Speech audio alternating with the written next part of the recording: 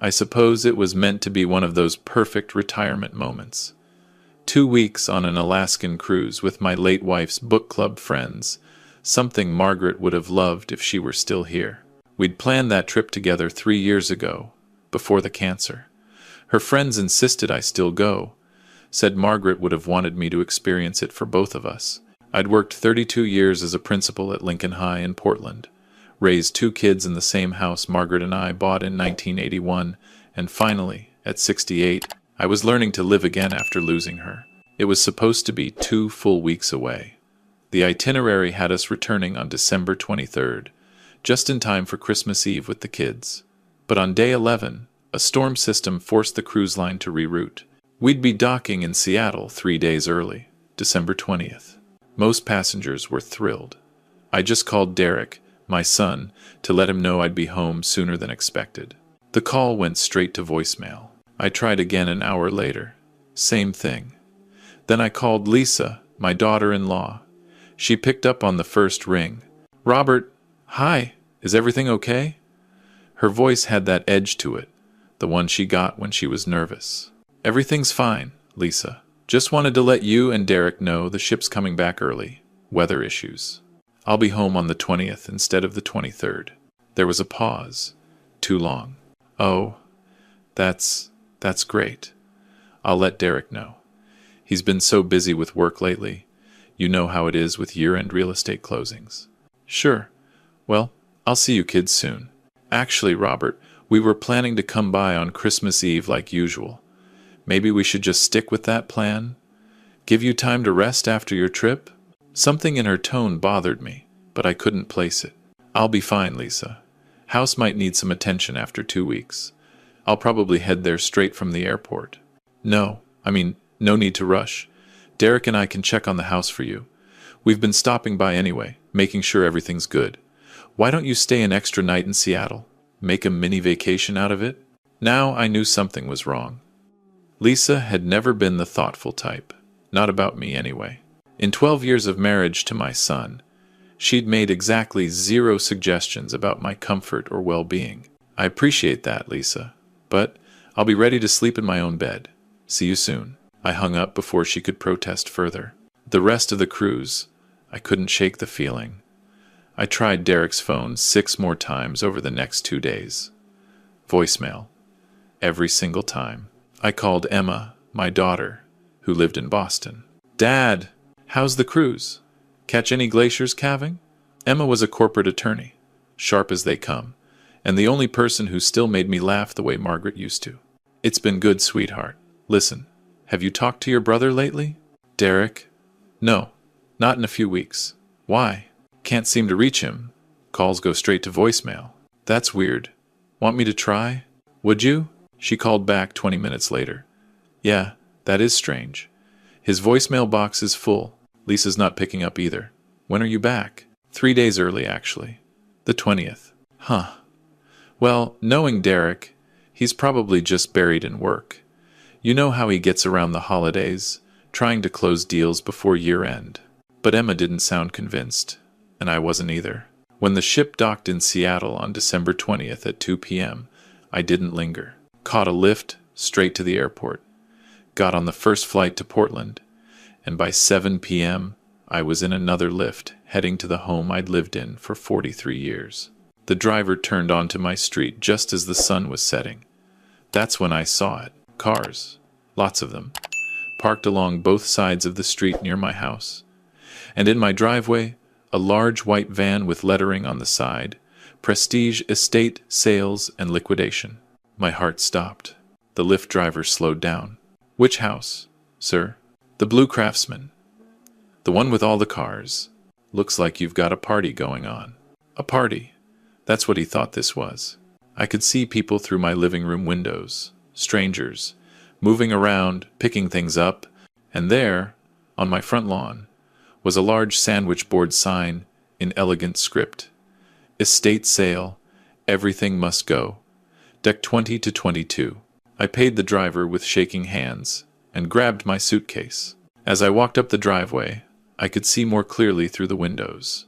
My things, Margaret's things, our furniture, her collection of vintage teacups, the antique desk that had been her grandmother's, all of it tagged with little white price stickers. The front door was propped open. I walked inside my own home. The living room was full of strangers, browsing through our lives like it was a garage sale. A woman in her 50s was holding up Margaret's favorite throw blanket, the one she'd wrap herself in during chemo treatments. "Excuse me," I said, my voice barely controlled. "What exactly is going on here?" The woman looked startled. "Oh, the estate sale? There's a sign out front. Everything's 20% off if you're paying cash. This is my house. These are my things." Her face went pale. I was told the owner had passed and the family was liquidating. Well, as you can see, I'm very much alive. She dropped the blanket like it burned her and rushed toward the door, mumbling apologies. Other shoppers were starting to notice the commotion. That's when Derek appeared from the kitchen, carrying a box of Margaret's china. His face, when he saw me, went through a remarkable transformation. Shock, then panic, then a forced smile that didn't reach his eyes. "Dad, you're back. You're early. Really early. Like, days early." He set the box down quickly. How did you?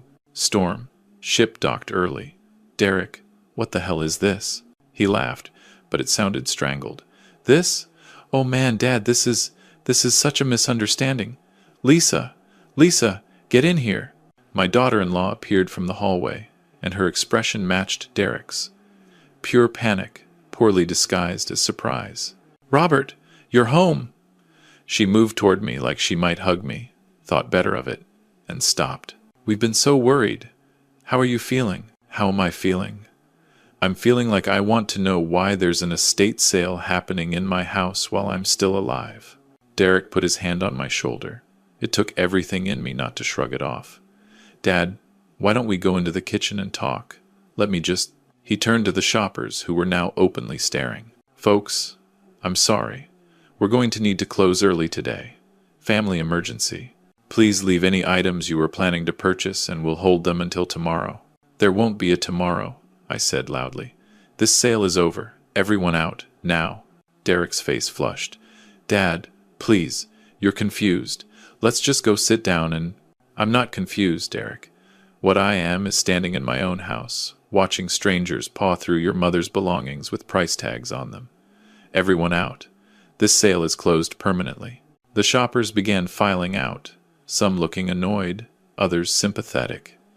A professional-looking woman in her 40s approached me with a business card. "Mr. Henderson, I'm Claire Winters from Prestige Estate Sales. I'm very sorry for the confusion. I was hired by your son Derek and daughter-in-law Lisa to conduct this sale.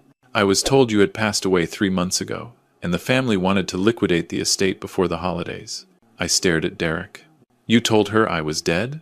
"Dad, no, that's not. There's been a miscommunication. I said you weren't well, that you were in decline, that the doctor recommended." "What doctor?" "Dr. Nguyen, your geriatric psychiatrist.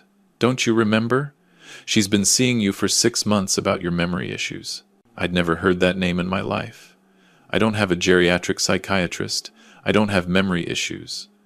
"Derek, what is happening here?" Lisa stepped forward. "Robert, honey, this is part of the problem. You don't always remember your appointments. Dr. Nguyen has been very concerned about your cognitive decline. She recommended assisted living, but we've been trying to manage your care at home." "My care? I don't need care. I was on a cruise ship for 11 days, by myself. I navigated airports, managed my medications, socialized with other adults." "Does that sound like someone in cognitive decline?" Derek and Lisa exchanged a look. That's when I knew. This wasn't a misunderstanding. This was planned. "Miss Winters," I said to the estate sale woman, "I'll need copies of all the paperwork you have. Contracts, anything my son signed. I want it all." "Of course, Mr. Henderson. I'm very sorry. I'll email everything tonight." She looked at Derek with barely concealed disgust and left. Once the house was empty, except for the 3 of us, I turned to my son. "You have exactly 5 minutes to explain this before I call the police." "Dad, please, just listen. We were trying to help. The house is too much for you to manage alone. You're almost 70, and after Mom died, we've been so worried. We thought if we could sell the house and use the money to get you into a really nice assisted living facility. I'm 68, not 90, and I never agreed to sell this house. This is my home. Margaret and I raised you here. Her garden is in the backyard. Her recipes are still on note cards in that kitchen. You think I want to give that up? Lisa's voice was sharp now, the concern dropping away. Robert, be realistic. This house is worth $850,000. That's a lot of equity just sitting here while you rattle around alone. Derek and I could what? Pay off your debts? Her mouth snapped shut. You think I don't know about the gambling, Lisa? The credit cards maxed out? The loan sharks calling your house? Derek's face went white. How did you? Emma told me. Last year, she saw the certified letters coming to your house when she visited for Thanksgiving.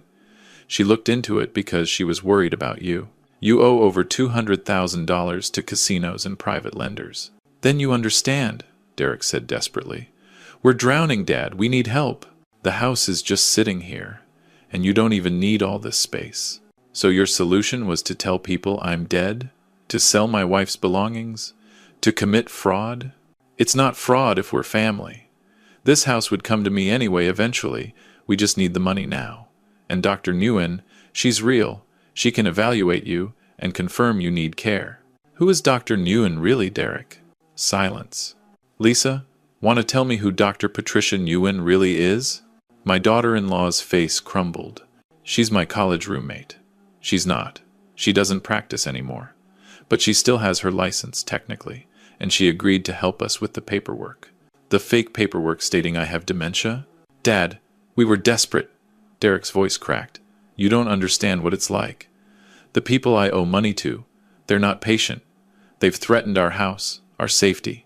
I made mistakes, bad mistakes, and I needed a way out. So you decided to gaslight me? To steal my home? To sell your mother's things? My voice broke on the last word. Her china, Derek. The set her grandmother brought from Ireland. You put a price tag on it. For the first time, Derek looked genuinely ashamed. He sat down heavily on the couch. I'm sorry. God, Dad, I'm so sorry. We weren't thinking clearly. We just saw a solution and we grabbed it. Get out. Dad, both of you, get out of my house. Now. Lisa grabbed her purse. You're making a mistake. You're too old to live here alone. Something's going to happen, and then what? Then I'll handle it. Because I'm a competent adult who just spent 2 weeks successfully navigating a cruise ship, who managed a high school with 2,000 students for 3 decades, who raised 2 children. I think I can handle my own life. Get out. They left. I stood in my destroyed living room, surrounded by price tags on my memories, and for the first time since Margaret died, I let myself cry. But the crying only lasted about 20 minutes. Then I got angry, really angry. I called Emma. Dad? Everything okay? No, sweetheart, everything is not okay. I need you to come home. I need a lawyer, and I need my daughter. Derek and Lisa tried to sell the house while I was on the cruise. They what? I told her everything. The estate sale. The fake doctor. The claims of dementia. By the time I finished, Emma was already booking a flight. I'll be there tomorrow morning. Don't touch anything. Don't clean up. Don't move anything. We need evidence. Take photos of everything. Every price tag. Every piece of paperwork you can find. I'm going to destroy them, Dad. Legally destroy them. That night I photographed everything. Every item with a price tag. Every piece of paperwork I could find that Derek and Lisa had left behind. I found the contract they'd signed with the estate sale company, forged with my signature. I found documents from Dr. Patricia Nguyen stating I had moderate to severe dementia and was a danger to myself. I found a real estate listing online. My house, posted by Derek's agency, listed as estate sale. Executor motivated. I'd never named Derek as my executor. I'd never signed power of attorney. They'd forged it all. Emma arrived at 6 a.m. the next morning, still in her traveling clothes, carrying her laptop and a fury that matched my own. Show me everything. We spent 3 hours going through it all. Emma photographed, documented, made notes in her lawyer voice that was cold and precise and terrifying. This is elder abuse, Dad. Financial exploitation. fraud, forgery. We're not just stopping this, we're prosecuting. Emma, he's your brother. He tried to steal your house and make you think you had dementia. He stopped being my brother when he did that. She looked at me with Margaret's eyes, fierce and protective. You raised us better than this. I'm ashamed to share DNA with him right now. That afternoon, we contacted an attorney in Portland who specialized in elder abuse cases. By Monday morning, we'd filed a police report. By Tuesday, we had a restraining order preventing Derek and Lisa from coming within 500 feet of my house or contacting me directly. The police investigation moved faster than I expected. Turned out, forging medical documents is a serious crime. So is forging someone's signature on legal documents. And when they looked into Dr. Patricia Nguyen, they found she'd lost her license 3 years ago for insurance fraud, but had failed to return her medical credentials. Derek and Lisa were arrested on January 8th. I wasn't there, but Emma was. She called me from the courthouse.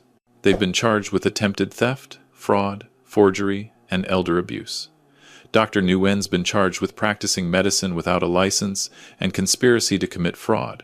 Dad, Derek's looking at 2 years minimum if convicted. I sat down heavily. 2 years. My son, in prison. How did it come to this? I asked, not really expecting an answer. Gambling addiction. Desperation. Bad choices, compounding into worse ones. Emma's voice softened. But you didn't cause this, Dad. He made these choices. He hurt you. He doesn't get a pass, because he's family. The trial was set for April. In the meantime, I had to put my life back together. I hired a company to remove all the price tags. I reorganized the house. I joined a grief support group, because processing Derek's betrayal brought up all the grief about Margaret I'd been holding back. The support group leader, a woman named Patricia, not Dr. Nguyen, thank God, suggested I consider what I wanted out of the trial. What would justice look like for you, Robert? I thought about that for weeks. Prison seemed both too harsh and not harsh enough. Too harsh because he was my son, the baby boy I'd taught to ride a bike and helped through algebra. Not harsh enough because he'd tried to steal the home where I'd loved his mother, where I kept her memory alive. In March, Derek's attorney contacted Emma about a plea deal. Derek would plead guilty to all charges in exchange for a reduced sentence. 18 months in prison, 3 years probation, mandatory gambling addiction treatment, and full restitution for all costs I'd incurred. What do you think? Emma asked me. Can we add a condition? Depends on what it is. Public apology, before the sentencing. I want him to stand up in that courtroom and admit what he did, why he did it, and apologize. Not to me privately, but publicly, on the record. Emma smiled grimly. I'll make it happen. April 15th, Courtroom 4, B. Judge Martinez, presiding, no relation to Derek, thankfully. The gallery was sparse. Me, Emma, Lisa's parents looking mortified, and a few court reporters. Derek stood before the judge in an orange jumpsuit, looking 20 years older than his 42 years. When asked if he wanted to make a statement before sentencing, he nodded. Yes, Your Honor. I want to apologize. To my father, to my sister, to everyone I hurt. He turned to face me directly. Dad, I can't explain how I got here. The gambling started small. Just a few hands of poker with friends, then online betting, then the casino. Before I knew it, I was in over my head. Instead of asking for help, instead of coming clean, I kept digging deeper. And when I was desperate enough, I convinced myself that you wouldn't mind, that you didn't really need the house, that I was entitled to my inheritance anyway. His voice broke. But I was wrong, so wrong. You built a life in that house with Mom. You raised us there. Every room has memories of her, of us as a family when things were good. And I tried to take that from you because I was too much of a coward to face my own failures. I don't deserve your forgiveness. I don't deserve to be called your son. But I want you to know that I am getting help. I'm in treatment for the gambling addiction, and I will spend every day for the rest of my life trying to become someone you could be proud of again. I didn't cry. I'd done enough crying, but I nodded, once, so he'd know I heard him. The judge sentenced him to 18 months in a minimum security facility with a treatment program. Lisa got probation and community service, as she'd cooperated with the investigation. Dr. Nguyen lost what remained of her medical credentials and got 2 years. After the sentencing, Emma and I went to my house, our house. We sat in the kitchen where Margaret used to make Sunday dinners, where we'd had 1,000 family breakfasts. "You okay, Dad?" "I don't know yet. Ask me in a year." "Fair enough." She poured us both coffee. "What are you going to do now?" "Live my life. Join that book club Margaret's friends keep inviting me to.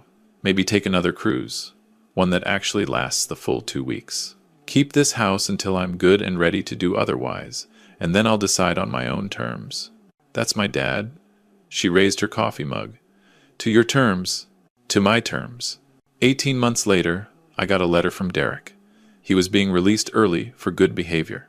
The letter was different from his courtroom apology. It was smaller, quieter, more honest. "Dad, I've been clean from gambling for 592 days. I attended meetings every week here, and I have a sponsor waiting for me on the outside. I've done a lot of thinking about why I did what I did, and my counselor says I confused financial security with emotional security. I was terrified of ending up like the people I owed money to, desperate and cornered, and in that fear, I became exactly what I was afraid of. I'm not asking to come back into your life. I'm not asking for forgiveness. I just wanted you to know that the treatment worked. I'm different now. I'm starting over, and it's hard, but it's real. Lisa and I are divorced. She's moved to California. I'm getting a job in construction, starting at the bottom. My real estate license is suspended, but honestly, I'm relieved. That life was killing me.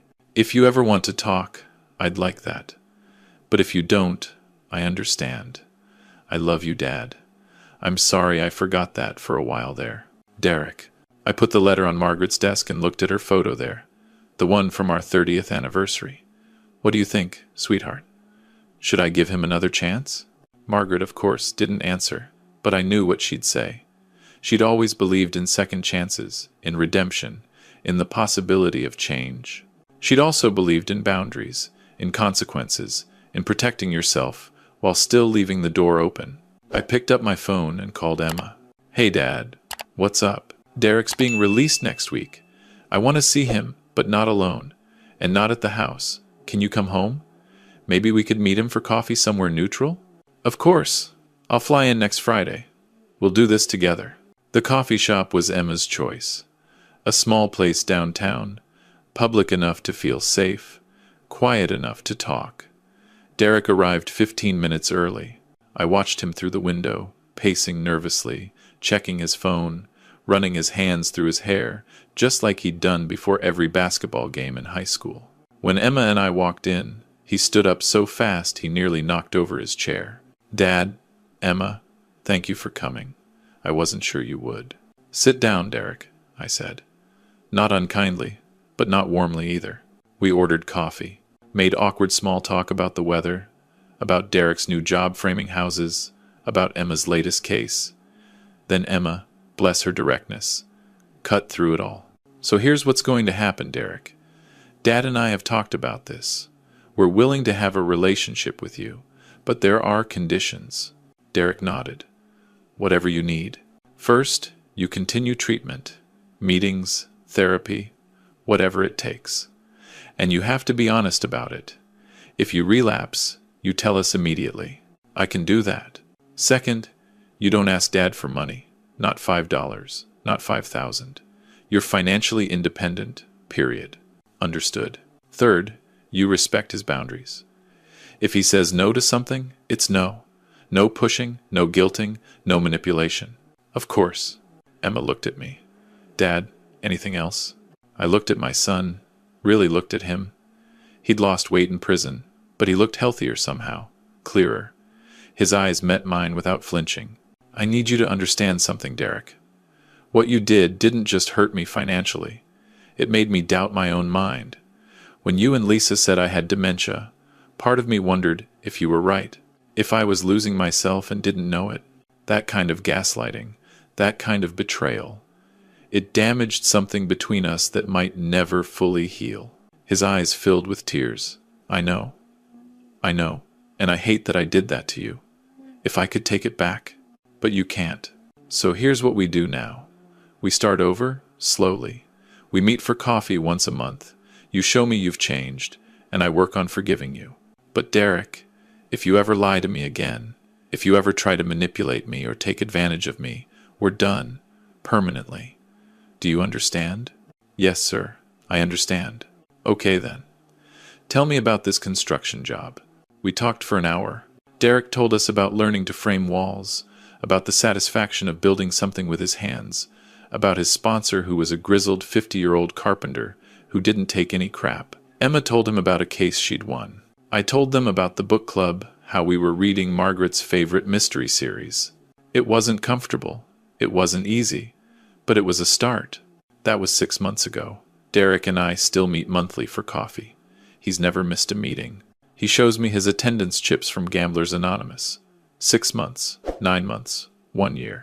He's dating someone, a teacher named Rachel, who knows everything about his past, and is dating him anyway. He's started paying me back in small amounts, even though the restitution was settled. $50 here, $100 there. I want to, he says. I need to. Emma flies home every few months. We have family dinners now, the three of us, at restaurants mostly. Derek hasn't been back to the house yet. Maybe someday, but not yet. That's still my boundary, and he respects it. I still live in the house on Cherry Street. Margaret's garden blooms every spring. Her teacups are in the china cabinet. Her recipes are still on note cards. I'm 70 now, and I'm doing just fine. I take a water aerobics class at the community center. I volunteer at Lincoln High, helping current principals with scheduling software. I went on another cruise last year. This one to the Mediterranean. Last week, Derek sent me a text. Dad, just hit 500 days sober. Your support means everything. Love you. I texted back. Proud of you, son. See you next Tuesday for coffee. It's not the relationship we had before. That's gone. Broken by betrayal and fraud, and all the ugliness that came with it. But this new relationship, built on honesty and boundaries and hard-won trust, it's real. It's fragile, but it's real. Margaret would approve, I think. She always said the measure of a person wasn't whether they made mistakes, but whether they owned them and did better. Derek's doing better. And me? I'm learning that forgiveness doesn't mean forgetting, and that family doesn't mean letting people hurt you. I'm learning that at 70, you can still set boundaries, still protect yourself, still demand respect. That being older doesn't mean being vulnerable, and being kind doesn't mean being a doorway. Mostly, I'm learning that the people you love most really can hurt you the deepest. But that doesn't mean you stop loving. It just means you love smarter, with your eyes open and your boundaries clear. The house is still mine. The choice is still mine. And every day I wake up in the bedroom I shared with Margaret for 43 years. I'm grateful that I fought for that choice, even when it meant fighting my own son. Some battles are worth it. This one was.